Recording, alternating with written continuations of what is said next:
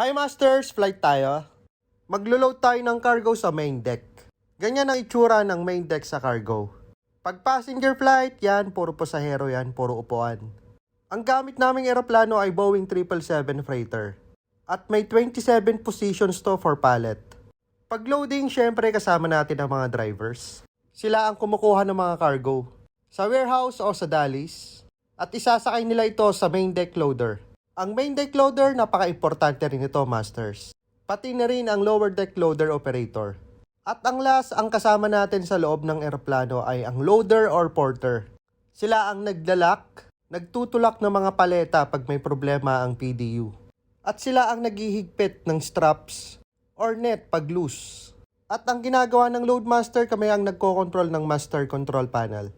Diyan mo kinokontrol ang mga PDU. May left, may right, at center. May control din ang ULD rotation for 20-foot pallet or center load. At meron din joystick.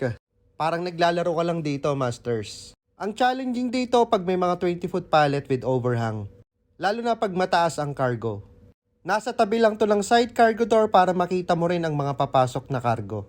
Baka mamaya may overhang or pangit ang build-up at masisira ang eroplano.